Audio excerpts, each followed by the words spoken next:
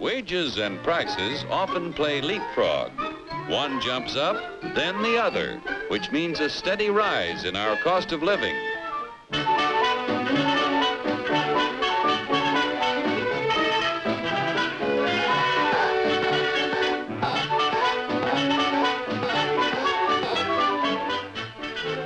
The Dilly Doll Factory is a happy shop.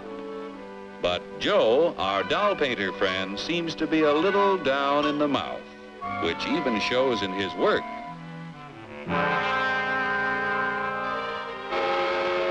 Joe is pretty discouraged because the high cost of living makes it harder and harder to make ends meet. Hiya, Joe, old boy. Hello. Better look in that envelope. Wow, a raise! And just in time to buy the kid a birthday present. What'll I get? Let's see. A dress?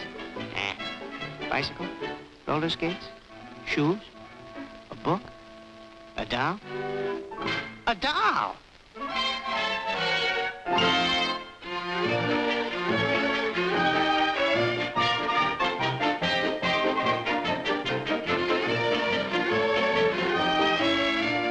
What's the price, miss? I work in a factory that makes this doll. $2 is too much. I'm very sorry, sir, but your company charged us more for this shipment, so we had to raise our selling price. We got a wage increase, all right, but it couldn't raise the price that much. It just takes a little wood, rubber, paint, cloth, and a phony wig to make that doll. There's only about 10 cents worth of materials in the whole thing. You pirates, crooks, bandits, you robbers!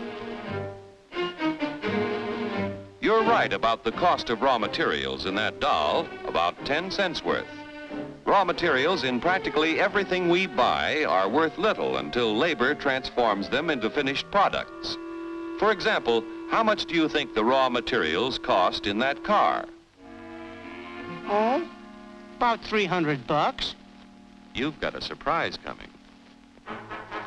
It takes 4.5 tons of coal, 2 3/4 tons of iron ore, 50 pounds of cotton, 14 pounds of cured and finished wool, aluminum, zinc, lead, copper, and countless other raw materials to make an automobile. Without the addition of labor costs, these things are worth about $22.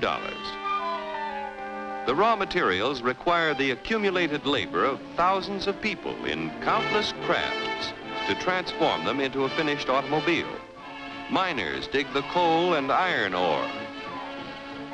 Railroad and maritime workers transport these materials to the steel mill, where workers convert the ore into finished steel.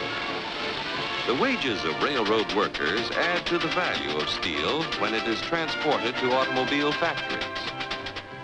The cotton that goes into a car accumulates labor cost from the farmer who tills the soil, from workers who sow the seed, and help to raise the cotton. Wages paid to other workers add to the value of the cotton as it is moved from the field to the cotton gin where it is processed. Other workers transport the cotton to the automobile factory. The wool that is used to make a car is worth little while it is still on the sheep. When the labor cost of a sheep shearer is added, the value of the wool is increased by his wages. When all of the parts and materials finally reach the factory for assembly, the labor cost of automobile workers must be added to the price of the car.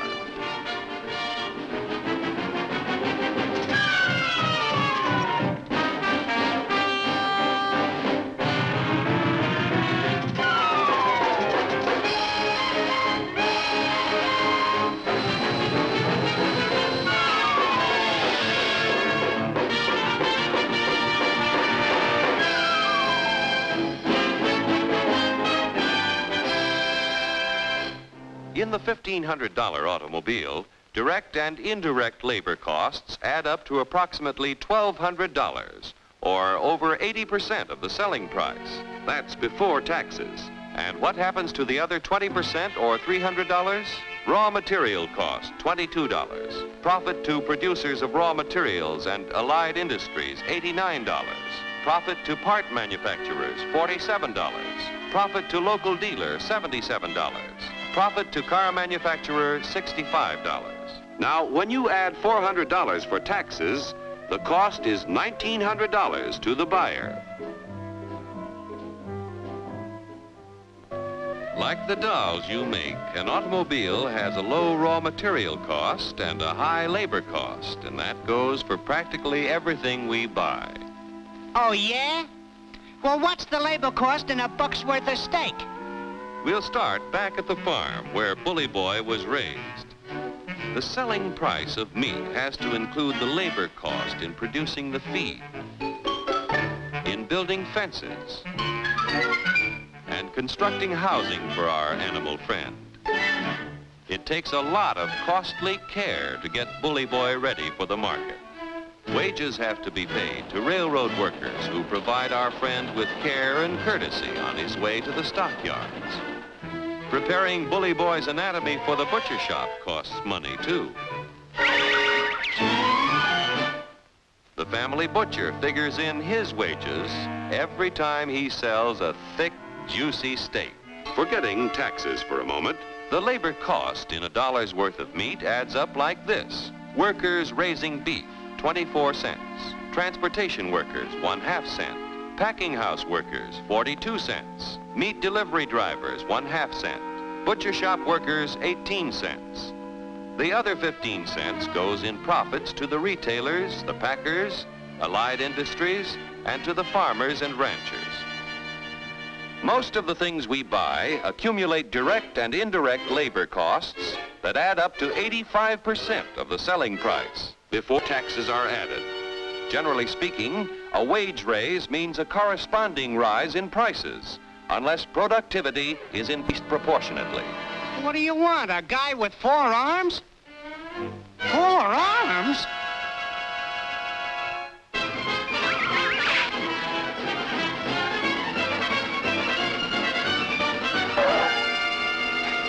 Say, I got a sensational idea.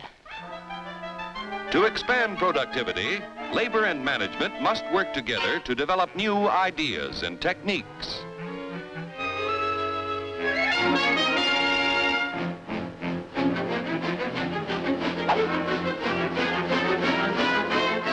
To expand productivity, capital must finance the creation of more efficient tools and plants.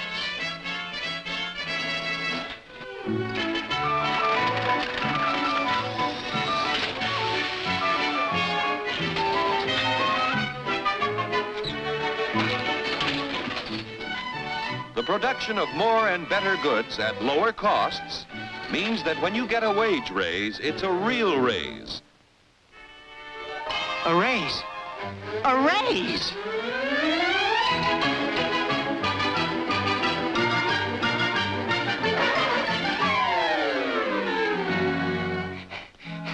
I want to buy a doll. How much? Now you've got a real wage raise because you can buy more with what you earn. With increased productivity, wages can keep ahead of prices.